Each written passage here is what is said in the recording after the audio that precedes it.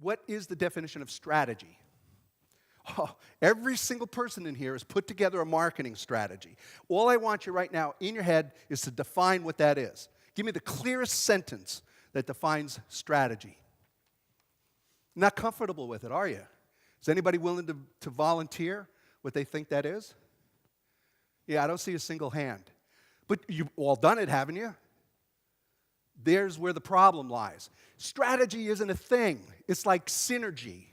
Synergy is the sum of the things and the parts are equal to or greater than. Some months have 21 and 2 vowels go walking. Well, when we look at strategy, it's the sum of all of the parts of your marketing plan. Let me show you how I define strategy, and I think you're going to enjoy it. Here's what we're going to do. First of all, if you're creating a strategy plan, a marketing plan, take the word goal and do a global delete. Take goal out of everything that you do. Goal is an arbitrary number picked by the financial people to demoralize salespeople. If you did the best that you possibly could this year and had a successful year, and they come back and they say, we need to see a 5% increase in revenue next year, is that even a rational statement? How are you going to do better than your best?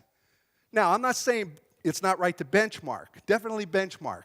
And if your chief financial officer has to have the word goal in there, give him his own chapter that you can tear off the back of the report later. He'll feel good about that. Not the tear off part. So the first thing that I want you to do is look at objectives. And that's a lot of confusion too. What is the difference between a goal and an objective? An objective is something that you can actually achieve. It's definable.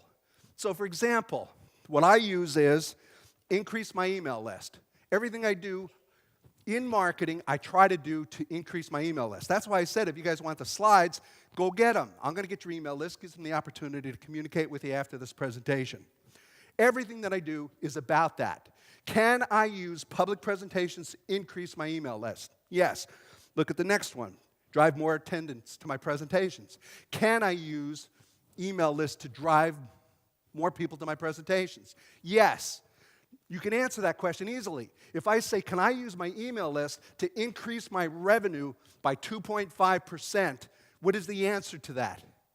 See, you can't answer it, so it's a goal. It's not an objective.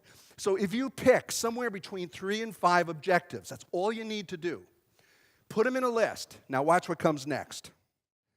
If I only had marketing tools, if I only knew the best marketing tools that were discussed, decided upon, rejected, approved, agreed to, best marketing practices were looked at for each of these tools.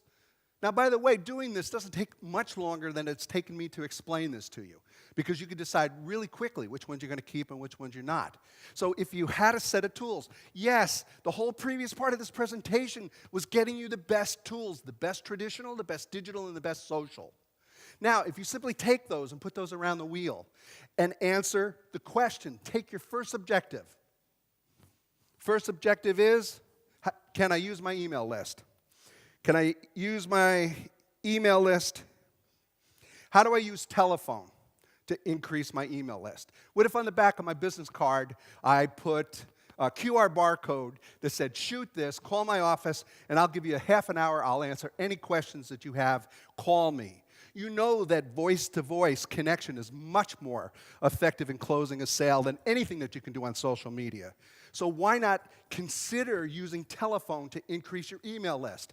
Up until this presentation, I promise not a single one of you have put those two together in your head.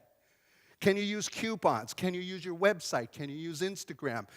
Yes, the answer is yes to all of those, but we don't think that way because we always think silo. We think one level. This helps us looking at it from different levels. And you know that you've chosen a good objective because you can answer the question, can I use customer service to increase my Facebook? Can you? Every single time someone takes a customer service call, especially when they leave happy, hey, go like us, go friend us on Facebook. Is that going to increase your Facebook? Of course it is, but we don't think that way. Let's make sure that we include those kinds of ideas in all of our marketing plans. And you know what? You're not going to believe this.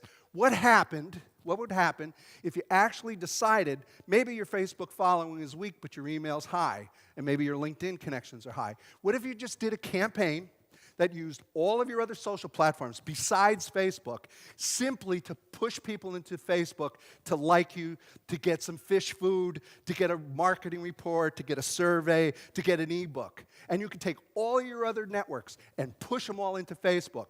Would that have any effect after the fact on how effective Facebook is for you? You could probably double the amount of people that you're connecting with just in Facebook.